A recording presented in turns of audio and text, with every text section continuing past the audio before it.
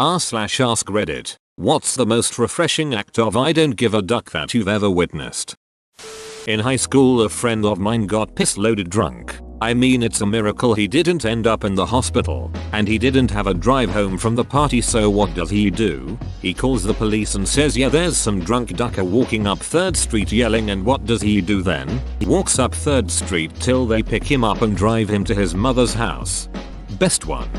Dearest officer, he started, there's a fellow just ahead who has recently departed from sobriety, he said. He's a rather drunken fellow, and he's walking down the street with a bottle of Bordello while he wobbles on his feet. You shall have to come retrieve him, for he's hideous to see, apostrophe, but he whispered, don't believe him, apostrophe, as he giggled, I am he. Watched a man get half tripped up by an elderly woman while rounding a corner. He dropped his drumstick. Ice cream cone as this happened. He looked at the woman who was apologizing profusely, stared for a few seconds, then pulled another drumstick from his pocket. He then carried on without saying a word to anybody. The ultimate power move. Ever since he was a kid, he had always walked around with 2 cones in his pocket, just waiting for this to happen, and it finally did. I was at the gym recently and overheard a guy talking on the phone to someone who I presume was his wife. The conversation went something like this: I just need another 10 or 15 minutes to finish up. Just another 10 or 15 minutes. Just another 10 or 15 minutes. Just another 10 or 15 minutes. Just another. Okay, fine, I'm leaving now. He then hung up and spent the next 10 to 15 minutes finishing up his routine. He realized he wasn't speaking her language. I'm on my way, while she hasn't even showered yet. Edit. Spelling is hard. Guy at my work making over 100k is getting shit for something stupid for the last time from this supervisor that nobody likes. He doesn't say anything, leaves all his shit, gets up and walks. 2 days later, he's got a raise and doesn't have a supervisor anymore. Whoa, that guy knew his worth to the company. That's a strong play. Make yourself valuable and you don't have to put up with other people's shit. A company will do what they have to in order to keep their best people happy versus having to try and replace them. Edit. Obligatory. I did not expect this comment to blow up. I made this at work of all places too, as many have mentioned, and I did not. This is not absolute. There are plenty of companies or other leadership that does not give a crap and will never see the value you bring. But if you do your part, then you've done that much at least, and you should feel just fine leaving for somewhere else. That's ducked up, was Comcast. Oh, good for him. The last sentence made me so happy. Went to the city court to pay off a ticket. I was upset because the wait was about an hour and a half plus. Who enjoys paying for a ticket? Finally my number gets called, and as I sit down at one of the desks, an older man walks in and sees the ridiculous amount of people waiting in the queue. The man says, duck it, I'll just go to jail, loud enough for some of us to hear, then walks out of the building. The lady at the desk didn't think it was funny, but it made my day. The people that work in courthouses are some of the most humorless sons of mothers out there. Really can't have much of a sense of humor after working with the dregs of human society, as well as all the people who get ducked over by the courts when that happens. Can't really joke about the domestic violence abuse victims who are there to testify against their abusers or whatever. Saw a kid playing in a mud puddle at a park. The dad was all, no buddy, you're gonna get all muddy. The kid slowly sat down in the puddle and reclined in it, dipping the back of his hair in the puddle, then sat up quick, whipping muddy water in the air like a Pantene commercial. That was my son. No buddy, you're gonna get muddy, he said. There's grime in your hair, and there's dirt on your head, there's slime on your clothes, and you're covered in muck, apostrophe, he said from his puddle. I don't give a duck. No buddy, you're gonna get muddy. My high school had what was a beauty pageant for senior dudes. It raised money for their prom. It was always in good fun. But one of the competitions was a swimsuit walk, and to keep things from going too far, speedos were banned. That did not, however, stop one guy from wearing his mom's bikini in front of an auditorium full of classmates and teachers. It was as revealing as one would expect, and I have no idea how nobody stopped him before it was too late. It took me some time to realize senior dudes were high schoolers and not elderly men. I did not realize that, so you're still ahead of me. I used to work on reception of an upscale hotel. We had an elderly, mid-80s, gentleman working as concierge who would spend his shifts chatting away to guests. He was likable and charming and often got away with being a little inappropriate. One day 2 ladies check in for a spa weekend. As he's walking away, rolling their luggage, I overhear his conversation. He asked them where they were from, and they replied Halifax. His response: "Oh, I once had violent sex with a girl from Halifax. Lovely little town."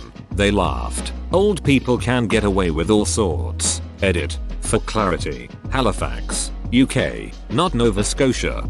I'm picturing Michael Caine working as a concierge. I'm picturing Creed Bratton. This happened years ago. I had just been at a club. This girl I was with, she wasn't a super close friend. We had some mutual friends, so we saw each other a lot but didn't spend that much time together. Anyways, she had popped some pills earlier and was pretty drunk, and we're walking to the train station because we're on the same line and it's almost 4 AM and we are both exhausted. She'd taken off her heels and is walking barefoot in the middle of winter and is talking about the time she broke her arm falling off the monkey bars in school. Suddenly she decides she wants to hit up this 24 hours burger place on the way to the station.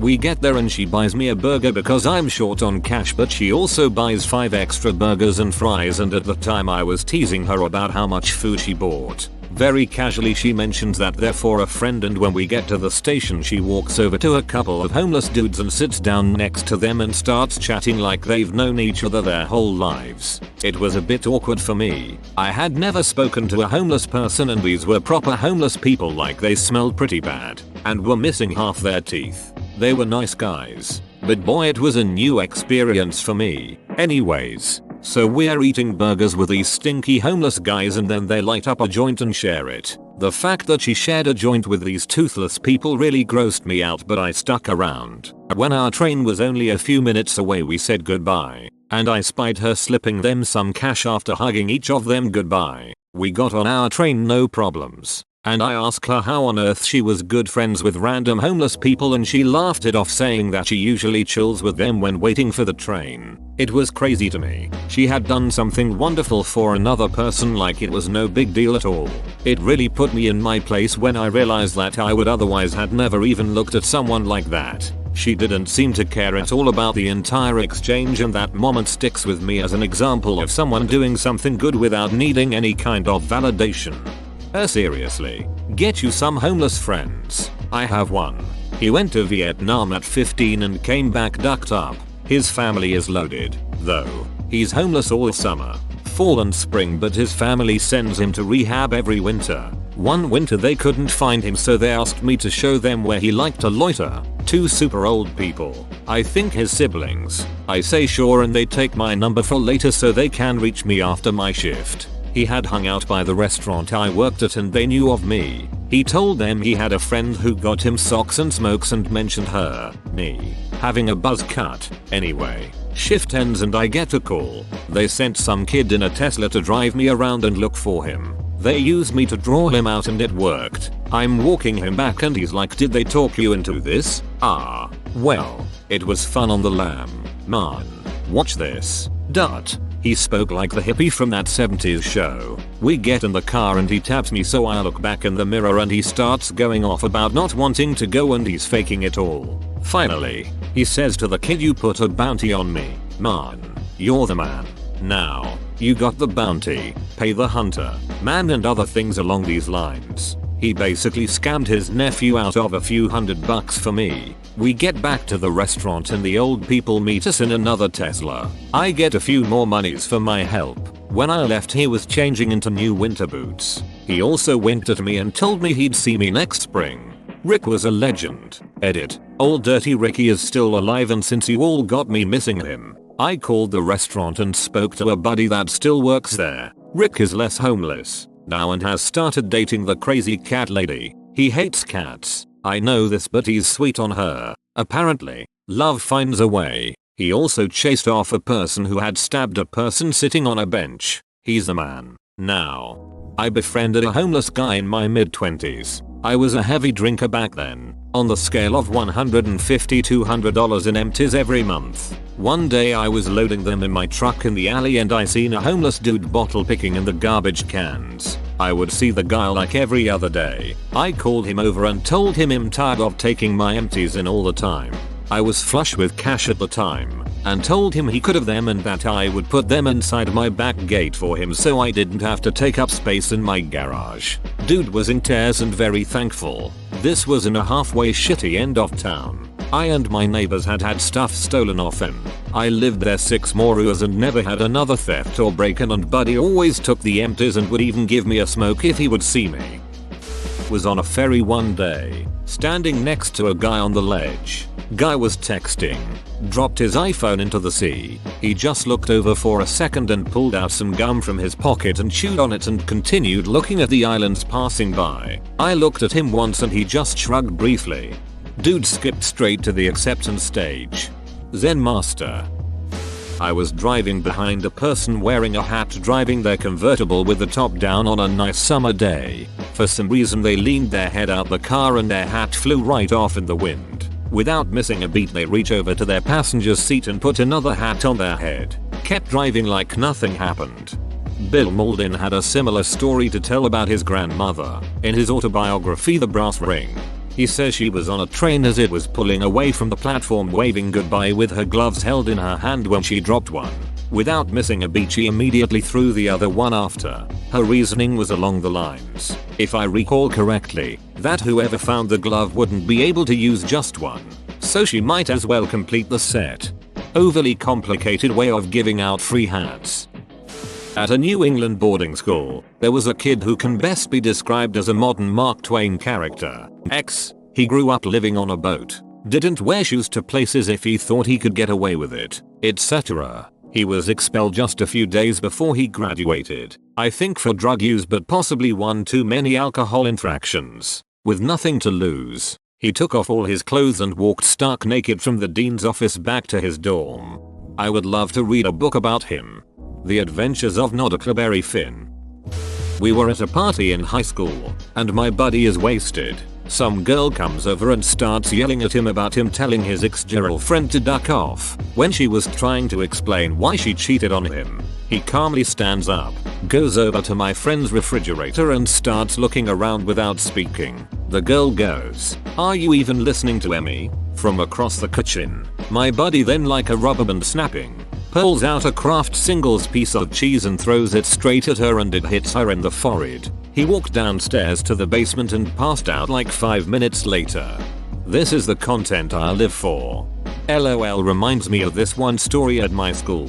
This girl cheats on her boyfriend so they break up. That weekend he goes to a party and hooks up with one of her friends. The ex-girlfriend is also there and hears about it and freaks out on this dude. He is so trashed and high it's a miracle he is even standing, so he completely tunes out her screeching.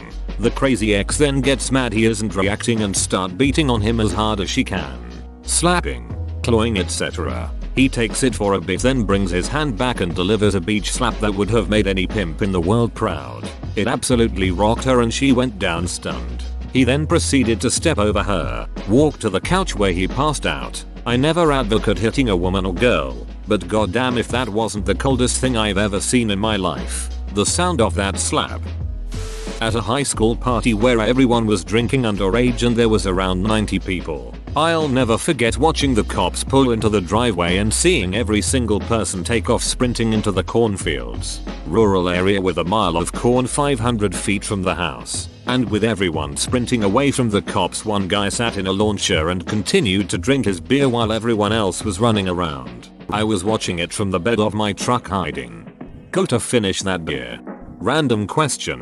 What do cops do at house parties in the US? In NZ the only real thing they do, unless shit's really out of hand, is take away the speaker system after third noise control complaint or something. I think it's complaint, fine, take stereo.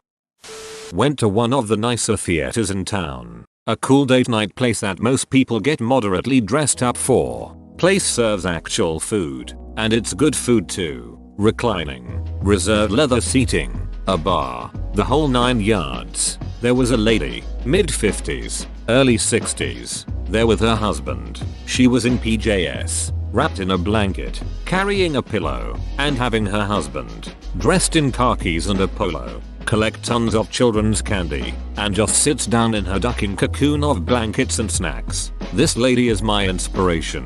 She gave zero ducks about how out of place she looked, and just wanted to be comfortable in the theater. It was awesome. Living the ducking dream. I kinda can't wait to be old so that I can do stuff like this and have people think it's cute. If I showed up in my PJs somewhere now, people would just probably think I'm some lazy bum. And to be fair, they'd be right. But I worked in a crack cocktail bar for a while, and a guest was complaining that the drink she got didn't match her preferences. She was being rather rude and condescending, and wouldn't give anyone a direct answer as to what was wrong with the drink. A guest to her right asked, "What did you ask for?" She replied, and the guest, without hesitation, grabbed her drink. He finished it in one chug, looked her straight in the eye, and said, "That's exactly what you described, and it was delicious. Don't be a beach." We bought him all of his drinks the rest of the night. A legend that will stay in the minds of the serving industry. Love it. Dude around here takes his 2 pet rats with him everywhere he goes. To the shops, to the pub, you name it, just brings them with him. I know a guy who brings his pet miniature goat to the pub. Zero ducks given. All the locals love him. Our tourists look distressed though. As long as it's not a hygiene issue, sounds awesome. Everything is more fun when your animal buddies are with you. My girlfriend and I tend to get weird looks when she pulls our rubber ducky out of her purse in public, but we love taking travel photos with it anyways. At this point we barely even notice the funny looks. I worked at a call center for a while too. Ethic, as we all know, is hell on earth. Had a coworker look my dead in the eyes and say, "Thanks for calling Verizon. Go duck yourself," and hung up. He then proceeded to log out for a 2-hour lunch. He came back, but was quickly escorted out. I have a similar story from my sister, who worked for Arby's for a while. One day the dude on drive-thru gets a text that his buddy is coming by. He sees a car pull up that he thinks is his buddy, gets on the mic, and says, "Welcome to Arby's. Go duck yourself." It was not his buddy. When I was teen, my friend had a stereo speaker thing hooked to the front of her car. We could play music through it and talk through it. One time in a drive-thru we were behind a car trying to order. They were having issues with their speaker and couldn't hear everything about these people's complicated order. So my friend picks up the microphone and says, "Just pick a number, dumb duck." They drove off, parked, and went inside. When we pulled up to pay for our food, we could see them inside screaming at a poor girl at the register. We didn't do that again. One day at my old job, my old boss called everybody together because the upper management decided to cut some people out. This old lady overheard it from the bathroom, and then she zoomed out of there, grabbed her stuff and left before she could get properly fired. She then called the HR to tell them she was getting her paid vacation that was on hold, and hung up the phone before the HR could respond. And she turned off all possible contacts, like cell phone and emails. Then she took 30 days of paid vacation plus 4 days of paid sick leave plus 29 days of absence. In my country, the law says you can be absent for 29 straight days without being fired for just cause. When she came back, she was properly fired without just cause and got all benefits like unemployed insurance, etc. TL. Doctor, old lady took a 30-day vacation, 4 sick leave and 29 days of absence before she could get properly fired.